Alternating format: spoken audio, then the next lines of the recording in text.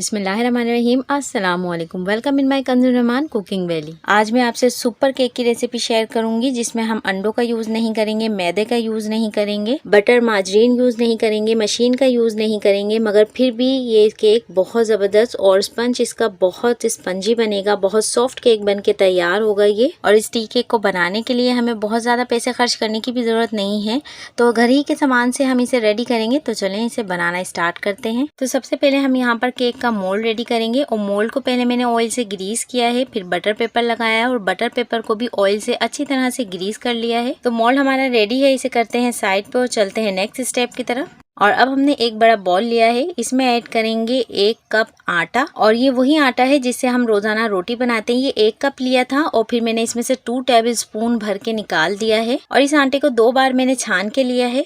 और आधा कप पिसी हुई चीनी ऐड करेंगे और चीनी को पीसने के बाद एक बार छान के फिर इसमें ऐड करेंगे 2 tablespoon dry milk powder, 1 pinch यानी कि 1 चुटकी नमक, 1/4 टीस्पून बेकिंग सोडा और half table spoon baking powder add करेंगे। बेकिंग पाउडर को हम हाफ टेबल स्पून ही लेंगे और तमाम ड्राई इंग्रेडिएंट्स को बहुत अच्छी तरह से मिक्स कर लेंगे। किसी तरह का कोई भी मोटा इसमें दाना नहीं होना चाहिए, वरना केक हमारा अच्छे से राइज नहीं होगा। तो हर चीज को बहुत ही अच्छी तरह से हम छान के लेंगे। ड्राई इंग्रेडिएंट अच्छे से मिक्स हो गए हैं और अब इसमें 1/4 कप नीम गर्म ऑयल ऐड करेंगे और ऑयल बहुत ज्यादा गर्म नहीं है, बिल्कुल हल्का ताजा सा है। और आधा कप दूध ऐड करेंगे और दूध रूम टेम्परेचर पे है, गर्म नहीं है।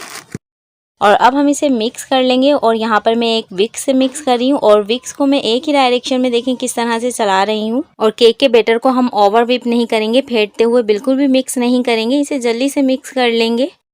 तो ये बैटर विदाउट लम्स अच्छे से मिक्स हो गया है और अब हम इसमें वनीला एसेंस के फ्यू ड्रॉप्स ऐड करेंगे और इसे अच्छी तरह से मिक्स कर लेंगे। तो वनीला एसेंस भी यहाँ पर मिक्स कर लिया है और देखें इसकी कंसिस्टेंसी बिल्कुल रिबन कंसिस्टेंसी है, एक साथ गिर रहा है, ये इसी तरह का होना चाहिए। तो रेडी है ये बेक होने के लिए। अब हम इसे मोल्ड में डाल लेंगे। तो देखें अब इसे इस तरह से मोल्ड में डाल लेंगे। इसे पहले हम एक साइड पे ही रखेंगे और देखें इस तरह से डालेंगे हम।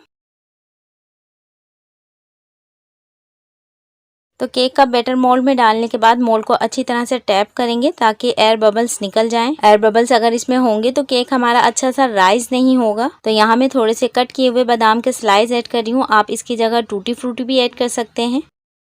तो ये रेडी है बेक होने के लिए। तो चलें इसे बेक कर लेते हैं।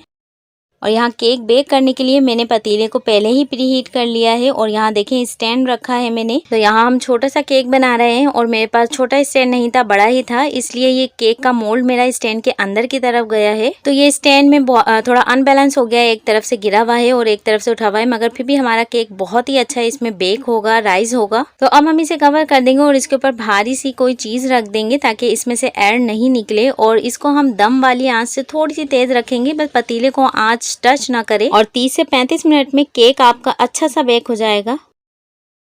तो 35 मिनट हो गए हैं केक को बेक होते हुए और 30 मिनट पहले मैं केक को चेक कर चुकी थी तो थोड़ी सी स्टिक गीली आई थी, तो मैंने 5 मिनट के लिए और इसे कवर करके रख दिया था। तो देखें आटे का केक भी हमारा बहुत ही अच्छा सा राइज हुआ है। और अब हम स्टिक से इसे चेक करके दिखा देते हैं आपको। देखें स्टिक हमारी बिल्कुल क्लीन आ रही है। और देखिए मैंने आपको बताया था कि मोल्ड छोटा है, स्टैंड बड़ा है, तो ये स्टैंड के अंदर जा चुका है और मोल्ड अनबैलेंस हो गया है। और जो केक आपको एक तरफ से राइज और एक तरफ से बैठा हुआ नजर आ रहा है वो सिर्फ इसी रीजन की वजह से है। तो केक हमारा रेडी है, हम इसे निकाल लेते हैं।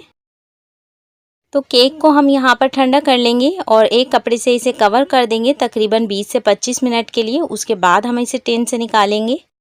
तो 25 मिनट हो गए हैं, केक हमारा अच्छे से ठंडा हो गया है और अब हम इसे निकाल लेंगे। तो बहुत आसानी के साथ निकल जाएगा क्योंकि हमने इसमें बटर पेपर लगाया था। तो देखें बहुत आसानी से निकल गया है। अब हम इसका बटर पेपर हटा लेंगे। बहुत ही स्पंजी सॉफ्ट केक बनके हमारा रेडी हुआ है और इसका स्पंज बहुत सॉफ्ट है और बहुत ही अच्छा राइज हुआ है। और केक टिन जितना पतीली के पैंदे के करीब से आप रख के उसे केक को बेक करेंगे तो उतना ही डार्क कलर आएगा। और केक का आपको अगर इतना डार्क कलर नहीं चाहिए तो इसे ऊंचे स्टैंड पे ही आप बेक करें। और देखिए ऊपर से भी मैं आपको चेक करा देती हूँ। देखें बहुत सॉफ्ट केक हमारा बना है, बिल्कुल भी बिखर नहीं रहा है। और हमने इसे बहुत कम क्वांटिटी में बनाया है, आप इसे डेली ट्राई कर सकते हैं, अपने बच्चों को बना के एंजॉय कर सकते हैं। देखें अंदर से भी इसका मैं आपको जाल दिखा देती हूँ, बहुत सॉफ्ट बना है, बहुत टेस्टफुल है।